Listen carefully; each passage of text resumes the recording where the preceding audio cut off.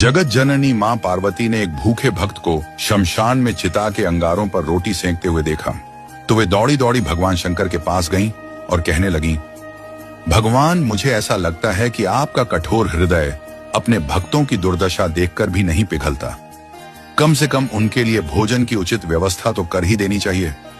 आप देख नहीं रहे, वह बेचारा भर्तृहरि अपनी कई दिन की भूख मृतक को पिंड देने के लिए दिए गए आटे की रोटियां बनाकर शांत कर रहा है। महादेव हंसते हुए बोले, शुभ है, ऐसे भक्तों के लिए मेरा द्वार सदा खुला रहता है, लेकिन वे आना ही कहां चाहते हैं। यदि कोई वस्तु दी भी जाए तो उसे स्वीकार नहीं करते। तुम ही बताओ, मैं क्या करूं? मां भवानी आश्चर्य से बोली, तो क्या आपके भक्तों को भूख की अनुभूति भी नहीं होती? भगवान शंकर बोले, परीक्षा लेने की तो तुम्हारी पुरानी आदत है। यदि विश्वास नहीं हो तो तुम स्वयं ही जाकर क्यों ना पूछ लो, लेकिन सावधानी रखना, क्योंकि यह मेरे भक्त हैं।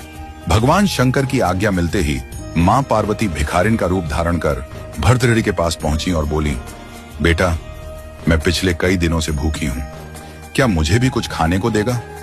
भर्तृहरि ने केवल 4 रोटियां सेंकी थी। उनमें से 2 रोटियां बुढ़िया माता के हाथ पर रख दी।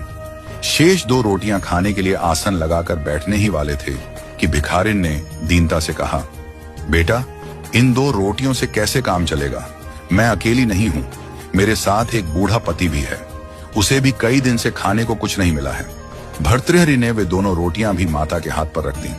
उन्हें बड़ा संतोष था कि इस भोजन से मुझसे भी अधिक भूखे लोगों की भूख मिट सकेगी। फिर उन्होंने कमंडल उठाकर पानी पिया, संतोष की सांस ली और वहां से जाने लगे। तभी एक आवाज आई, वत्स, तुम कहां जा रहे हो? भर्तृहरि ने पीछे मुड़कर देखा। मां पार्वती अपने दिव्य स्वरूप में प्रकट हो चुकी थी। माता बोली, मैं तुम्हारी साधना से बहुत प्रसन्न हूं, जो वरदान मांगना हो मांगो।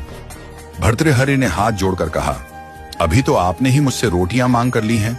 जो स्वयं दूसरे के सामने हाथ फैलाकर पेट भरता है, वह क्या दे सकेगा? ऐसे भिखारी से मैं क्या मांगूं? मां पार्वती ने अपना स्वरूप दिखाते हुए कहा, मैं सर्वशक्तिमती हूं, तुम्हारी परदुख कातरता से बहुत प्रसन्न हूं, जो चाहो सो वर मांगो। भर्तृहरि ने श्रद्धा से सिर झुकाते हुए कहा, यदि आप प्रसन्न हैं तो यह वर दीजिए कि जो कुछ मुझे मिले उसे मैं दीन दुखियों के लिए लगाता रहूं और अभाव की स्थिति में बिना मन को विचलित किए शांतिपूर्वक रह सकूं। मां पार्वती ने एवमस्तु कहा और भगवान शिव के पास लौट गईं।